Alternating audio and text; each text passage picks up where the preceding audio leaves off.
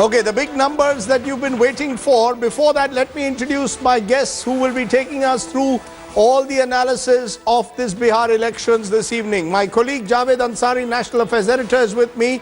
Manisha Priyam, one of the country's most respected political analysts and someone who's been looking at Bihar elections and state elections over an extended period of time. Veer Sanghvi, former editor of the Hindustan Times and senior journalist, joining me. Dipankar Gupta, the country's leading political sociologist, joins me. Also with us, Ajit Jha, senior journalist looking closely at his home state of Bihar. Dr. Surjit Bhalla, economist and columnist, joining me. And Ashok Malik, senior journalist, also with us. So we've got a lot of firepower in the studio to look at these elections very closely. We'll also be going to Patna to get a sense of how the mood is after these 5 rounds of polling, and now that most exit poll numbers are coming out. This is what the India Today Cicero survey said as of 3 p.m.'s exit poll of round 5 plus 4 rounds of post poll.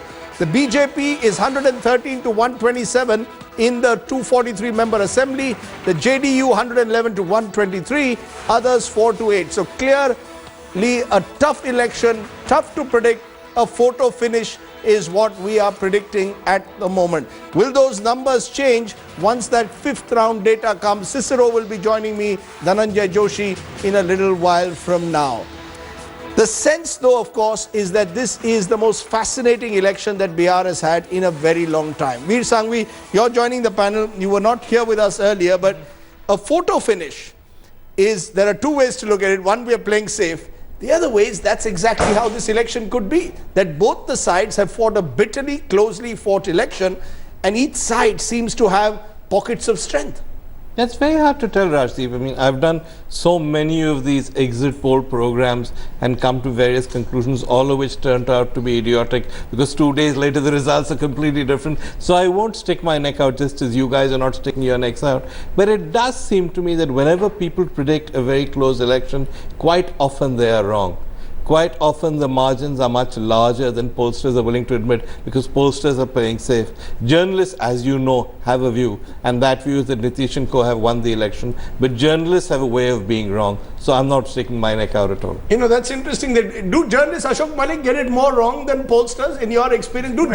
Have journalists got so polarized? No, you know, the point is that journalists, there's a bit of wishful thinking that journalists have when they decide who's won and who's lost an election. Well, I think a lot of journalists who you know and I know, between Modi and Nitish, have a natural sympathy for Nitish. Having said that, sometimes journalists... Hold on. Ashok, I could turn around and say there are a lot of journalists in Delhi who have a natural sympathy for Modi. But look, that's exactly what I'm saying. Do you believe there's an element of wishful thinking? That's exactly where I come from. At a more serious level, I think sometimes journalists can read an election better than pollsters. And sometimes pollsters have got horribly wrong.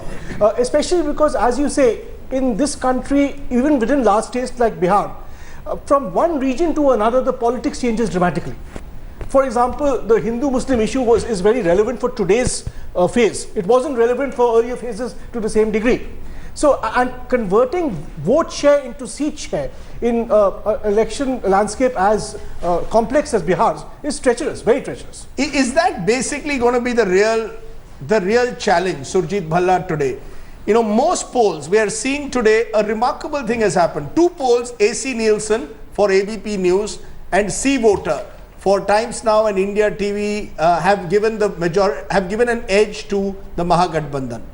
You've got today's Chanakya, who's gone on an outlier again and given 155 seats to the BJP, a clear majority, and we are giving a photo finish. Is the real problem translating voter percentages into seats? That's where pollsters are still struggling in a country like India.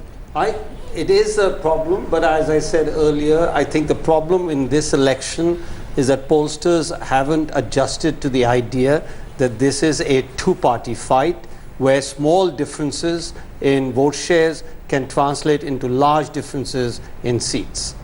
In a split contest, you don't need that much margin to win, whereas here you need very small margins translate into an expansive. So, very simply said, a 1% swing here will translate into a 2 percentage points increase in the seat. So, be careful. I am now in a position to give the final numbers, because I think we have Cicero with us. How did you get the name Cicero? Well, I didn't keep the name. Okay. Otherwise, I And wouldn't remember always, Dhananjay, as I'm about to announce the numbers, if the numbers are right, You own them. I get the credit. If the numbers are wrong, I take. I will take the responsibility. Yeah. Very good. I've signed up for that. As long as we have settled that once and for all, remember guys, if anything goes wrong, these are numbers of Cicero. Back to Greece. If the numbers are right, I remain here and I take all the credit. So with that counter, let's come to the big numbers. This includes, Dhananjay, 4 post polls and one exit poll. With that means the last round, 57 seats that went to the polls today, you're including that now. This is your final number. Right. You're not going to change it between now and Sunday. No. Okay, good. With those riders in place, I'm going to put out the numbers and then get Dhananjay to defend them. These are the numbers, ladies and gentlemen, that we have now. The BJP plus is 111 to 127. 111 to 127. 119 is the midpoint. So you could, in that scenario, have even a hung assembly in Bihar as per what Cicero is saying. The Janata Dal United, Lalu Prasad, Congress Alliance, 110 to 124, 117 midpoint. It doesn't get closer than this. This is an absolute photo finish. Others 4 to 10. And if these numbers are right, those others will be licking their chops, because they will then be the people in demand. We are heading, if Cicero is right, to a really tight photo finish in Bihar. Those are the big numbers. The India Today Cicero poll is focusing on a hung assembly possibility, but a slight edge to the BJP. Dhananjay Joshi, defend it. Now, the fact is, today's Chanakya has gone clearly with the BJP. Other polls have gone clearly with the Mahagathbandhan. You have decided to put... Well, the polls that are saying Mahagathbandhan seem to be very close. 130, 135. 130, 135 kind of a number. And on the other hand, you have 110 for the NDA. Right. So those polls are quite close. And I will go with my numbers. And the reason is, I would say that in the last 12 odd years that I've been doing polling, and my first project, Veer sir, was the editor in Delhi. This is probably the most difficult poll that I've ever faced. And one of the difficulties you found was, I presume, that the first 2 rounds, Right. the Mahagathbandhan was ahead. Right. Third round, the BJP took a small lead. Fourth Fourth was round a went major decisive to the BJP. And fifth has gone decisively to the Mahagathbandhan. To the Mahagathbandhan. So these have been practically 5 elections, 3 or one could say 4 elections. Because the third and the fourth phase in terms of demography, in terms of the political contest were quite similar. But they are basically 4 elections. And where do they average out? If you look at them individually, they've been leads of 8 points, 6 points, 7 points, which is, you know... This is like a boxing match. You know, round 2, you know, Manisha Priyam, 2 rounds go to one side, And 2 rounds go to the other. with in the fifth. decisive leads. With And decisive with leads. decisively, it's And they almost like- average out at No, we are 1 wondering point whether there have difference. been 5 state elections within an election, and therefore nearly all our 3. theories. 3, I will Nearly be 3 to 4. Not 5, but nearly Yeah. 3. Now the reason why I still think that Let's out look of at these it numbers, region-wise. Yeah, Three. okay, You know, let's go look at ahead. it region-wise. Phase-wise. Phase-wise, if you look at, Phase-wise. first phase when the Bhagalpur belt went, you know, you had that in the first phase that went to the polls. Then you came towards Magad, and that's where the BJP started picking up seats in the Okay, in the now third halt- phase. halt here. And fourth Now phase. just a minute. Now the first 2 phases were also the ones where you had the intense Modi blitzkrieg. The advantage by the NDA camp should have been reaped in this phase alone. Now when I saw the NDA slip up in that phase, lots of the messages of development of the Kosi belt were being given by Mr. Modi in this phase alone.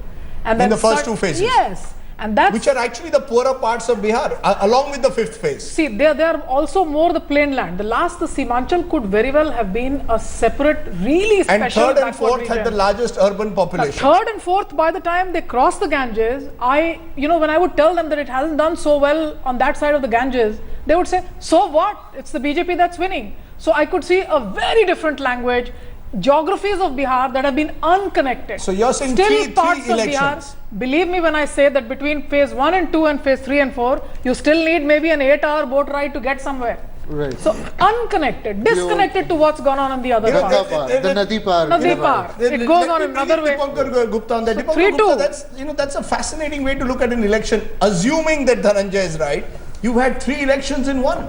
Possibly. Is that unusual? This might actually justify your theory that there is no uniform caste vote, certainly, even in a state like Bihar. No, the No, that's Pankaj true. is resurrected in many ways. Yes, go ahead. No, what I meant was that you do have this problem of different scenarios in different regions. For example, it's true of Maharashtra. It's Yes, true to a of large UP. extent. Yeah. It's true of UP, very much so. So why shouldn't it be true of Bihar, especially when you have such a large population? It has to be not only large population, but regional differences. Agriculturally, they're different as well. Yeah. In terms of water table, they're different. So, very often I've heard politicians say in UP that we should really separate the two states. In Maharashtra, I've heard it so often. Yeah.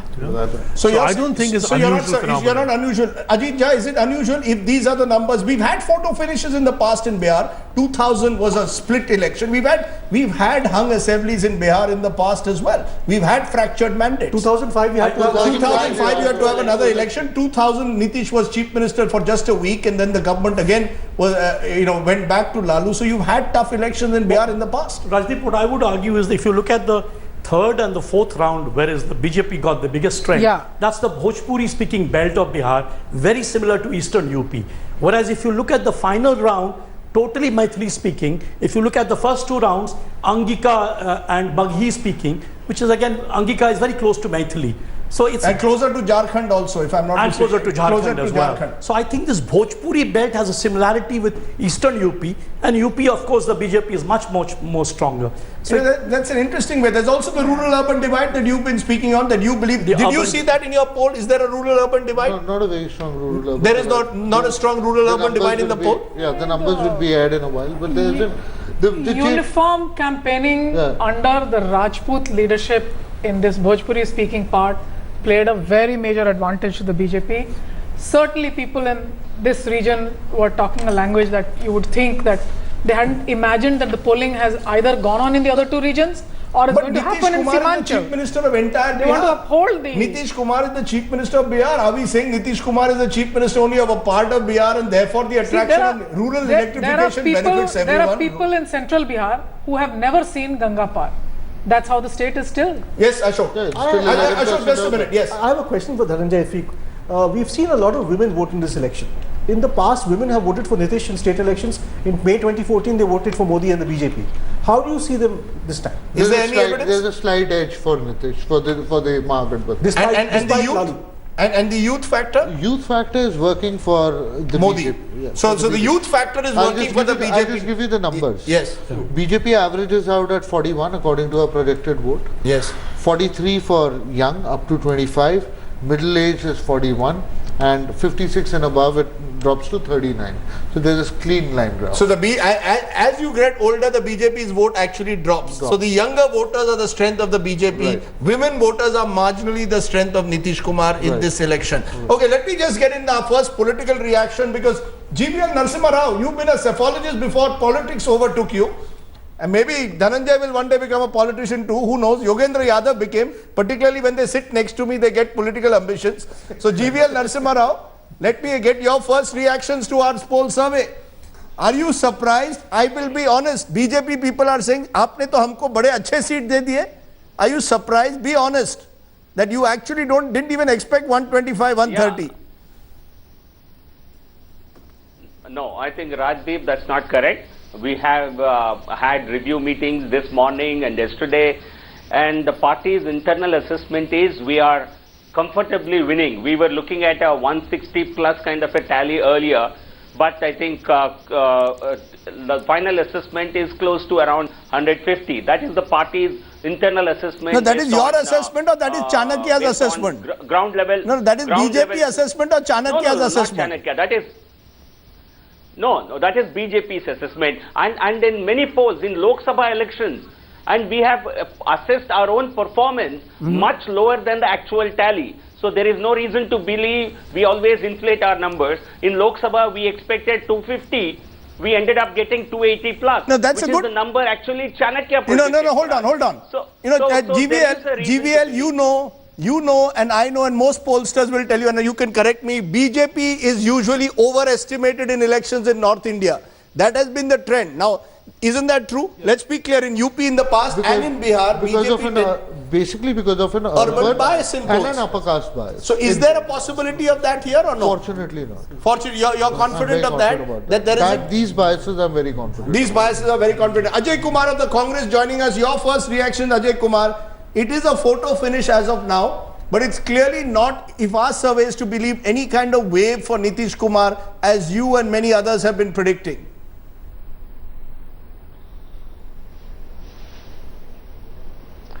Look, Rajdeep, I mean, with all respect to this poll, so let's, I definitely believe that what we are hearing is that the Mahagathbandhan will form the government definitely.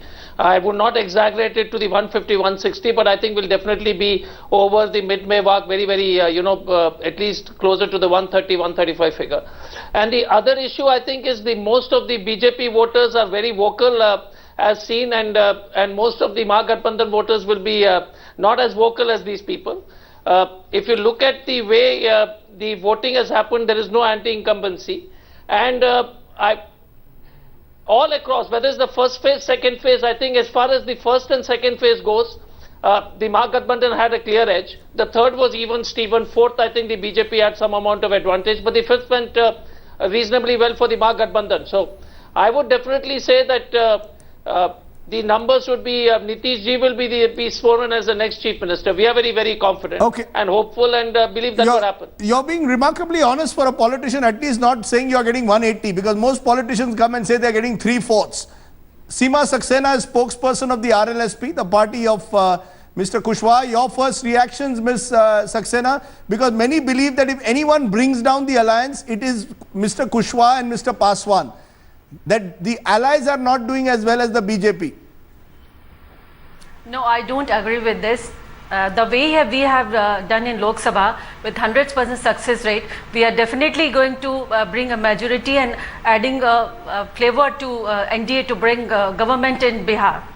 You know, the big question, of course, let's get this clear, Dhananjay. I want to sort of, maybe you can take this first. The Lok Sabha elections in Bihar saw the BJP-led alliance, which included Paswan and Kushwaha, getting 31 out of the 40 seats. And they swept the state virtually. If you translate it into assembly constituencies, it's 172. And then you have the others who got the remaining around 71 seats. That's a huge difference. That clearly is not happening here. Therefore, do you believe that this state election is very different to the Lok Sabha election?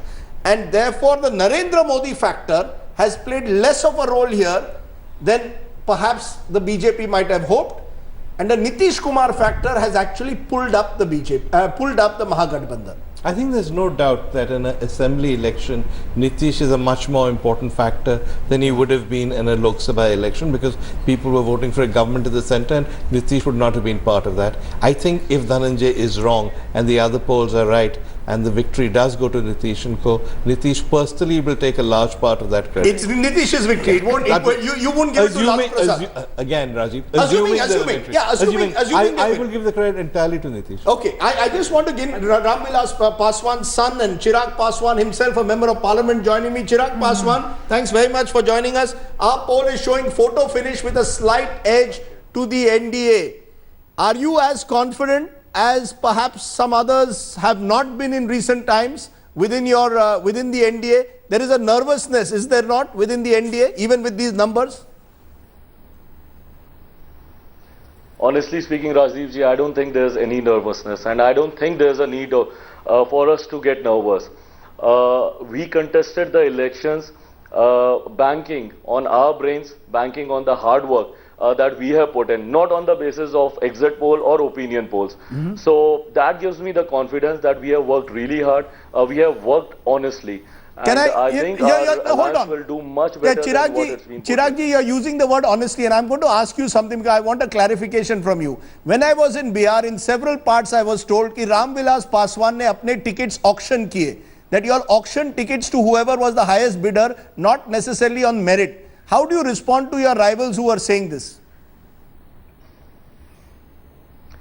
Just because they don't get anything else to talk against our national president, Honorable Ramvilas Paswan ji. So these are the below the belt allegations, you know. I mean, I would not even react to such kind of allegations. Not a single ticket was sold. I think tomorrow, not a single ticket was sold. Not a single ticket was sold. Absolutely not, Rajdeep ji. Absolutely not. Absolutely not. My father's been into politics for the past 46 years. Why will he need to do anything like this? Why anybody from our party needs to stoop down to this level? You know, just for elections. For us, it's a matter of survival. Ours is a small regional party in Bihar, you know, and we have to bring our party up only and only on the basis of our merits, you know. So things coming up, popping up like this, it's ridiculous. You know, this Chirag is showing, our poll is showing a tight contest which could go either way, even a possibility of a hung assembly. In that situation, how do you see it playing out? Because you don't have a chief ministerial candidate, the other side has. And many of these smaller parties, independents, may want to perhaps align with Nitish Kumar, perhaps even with your party or with your alliance. How do you see this playing out? Are you looking at a hung assembly? Do you believe that's a possibility? No, absolutely not. I think it's a very, very hypothetical situation. We are very, very confident that NDA is forming the government.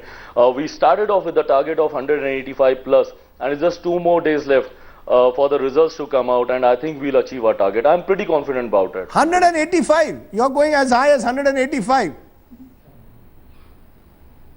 I'm pretty confident. I've been there actually in the field, between the masses, between the crowd. I think I have campaigned almost on the majority of the NDA seats, and that gives me this confidence. Let me ask you one final question. Who's your chief ministerial candidate? Who would you like to see chief minister? You said Ram Vilas Paswan has been in politics 46 years.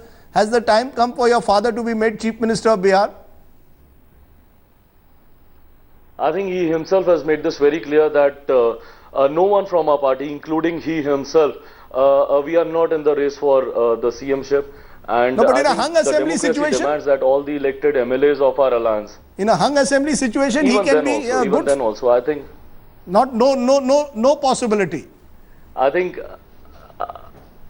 no possibility at all. I think let all the MLAs sit together and decide whom they want to elect as their leader. Okay, but we are running ahead of ourselves, already announcing chief ministers at the moment.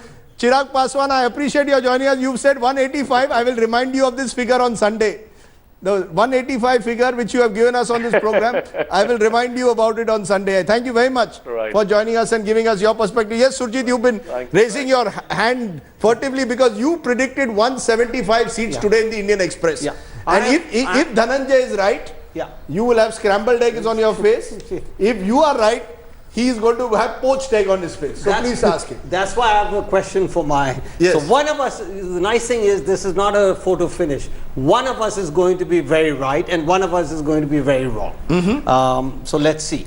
Now my question actually is just a simple factual question as to what the poll is showing. That in the 2014 election, the JDU Plus got 45% of the vote. Yes. Now they're getting 40% of the vote according to you. Where is this coming from? That was a triangular contest. That's why I wanted to say that earlier as well. The biggest difference between the Lok Sabha and this election is that this is a bipolar contest. Correct. That was a triangular contest. You had the RJD and the Congress contesting together. Correct. You had the JDU contesting separately and the NDA contesting separately. In a triangular contest, 30-32% votes can give you a majority. In a bipolar contest. So actually has it become... One second. They got 45%, they're losing 5 percentage points. That means if you take the individual components of there is some JDU guys, 5%, which is 1/9, which is, if you will, 10% of the JDU voters suddenly woke up and said, we voted against the BJP, against all odds, against a wave, and now I get up in the morning, 10%, 1 out of every 10 because I have tied up with Lalu Prasad. There could be an explanation. Is that possible? Nitish voters have chosen this time not to vote for Lalu Prasad. Is that a possibility? In the Simanchal region, there are 41 rebel candidates. No, one is of course rebel. Second is in every assembly election, the proportion of votes that other individuals, independents, smaller parties and all get is much more. But look at the one big difference between them. Yes, there was a Modi wave in 2014, but Nitish and Lalu were not together. Correct. The advantage that they have by being together is they have united their vote. Let's say the Muslim vote, for example, is perhaps more united, as even your survey is suggesting, right? And the forward caste has united behind the BJP-led alliance, right? So forward caste with BJP-led alliance, Muslims with Lalu and Nitish, right? But there must be some fence-sitting voters who have perhaps decided that we will not vote for Nitish because he is with Lalu. Have you sensed that? Is that there in your poll? Are RJD voters transferring to Nitish? Are Nitish voters transferring to RJD? In large numbers. That's they are transferring their votes to each other? In fact, I would go to the extent of saying that this whole Mahagathbandhan alliance looks more viable because Lalu Prasad Yadav gave his MY combination. But then they should be winning. A backbone. Then they should be winning. So that's his point. He's saying how do they go down from 45? If the votes are getting transferred to each other, then they are a larger base. They should be winning this election. No, but you're showing them going down. Yeah, but in an assembly election, many people are going to vote for rebels, for independents, for local candidates. 100% Karakat, for example. The JDU candidate becomes a BJP candidate. One by one. Yes, Sujit, quickly. Can I just pursue this? Yes, go ahead, quickly. They're rebel candidates, independent candidates, etc. Right. And you've done a lot of elections, I've done a lot of elections, they go to both sides. Are you saying that all the rebel candidates' votes are going against Mahagathbandhan? No. Some of them will go to BJP, some of them will go there. So you still have to answer the question. Out of the BJP and the Mahagathbandhan voters, especially the Mahagathbandhan voters, because together they made about 45 odd percent. Yeah. About 5% of them are now going to other political parties, including the BJP, including everyone else. Other political parties who? No, 1 minute. Today they were 800. How much are you giving? 20%. Candidates are taking 5%. We are projecting 19% to others, which is the lowest, as high as 19%. which you wouldn't find in the last 5 elections. Just a simple He's saying 19% to others. 5 percentage points out of 45 is 1 out of 10 voters. Yes. 1 out of 10 JDU voters goes to someone else. Go outside. Goes to someone else. Okay. Well, and the BJP vote is holding. BJP vote And is the BJP holding. vote is holding. And What do you see? BJP in fact is gaining a bit. Okay. BJP you believe is gaining as a party, as an individual As an party, alliance. No, as as an an alliance alliance. along with Kushwaha, Maji and Paswan. Right. Remember, Maji has also switched sides, so they've got the benefit of Maji. And you who's can come see to it the in other the side. data. You can see it in the data. That's because BJP's major gains come from Dalits and Mahadalits. Okay, so Dalits, Mahadalits with the BJP, forward caste with the BJP. That's the nature of the BJP alliance. On the other hand, it's basically a Muslim Yadav alliance with Kurmis on one side. Right. Who are the EBCs, the extremely backward caste? X factor. Yeah, the X factor. Yeah, who's going? What is the percentage as per your survey? Well, here we've got a figure of 38 and 41. 38% of the EBCs are going with the JDU-led alliance and 41 with the BJP-led alliance. These are our numbers. Okay, these are your numbers. Let's take a break. So then let's say that his thing about the EBC is what is giving the edge to. But Rajdeep, there's one more caveat, which is the postal ballots. I am told this is the highest ever postal ballot reported. If it's a close contest, 32,000 postal ballots. Yeah, but postal ballots are not going to decide an election. Let's see. You know, what is becoming clearer is there is a split verdict. We can go caste by caste. We can divide it. It's clear, barring a strong Muslim support for and Yadav support for Lalu and Nitish and Kurmis, and a forward caste and to an extent Mahadalit supporter for the other side. That's the broad divide, right? And Kurmis in the third and the fourth phase have switched. Have not really switched, but were more split. Okay, let's take a break. Ajit, we'll get many more points. We're trying to look at the numbers. Why has Dhananjay given? He has to now. We are all the prosecutors, and he is the poor witness in the dock who's being asked to explain why has he given a photo finish. At the end of the day, remember, the cardinal rule is he gets the blame if things go wrong. So he has every right to answer and be given time to answer and defend his numbers. He's taken a brave call today, and that's to your credit.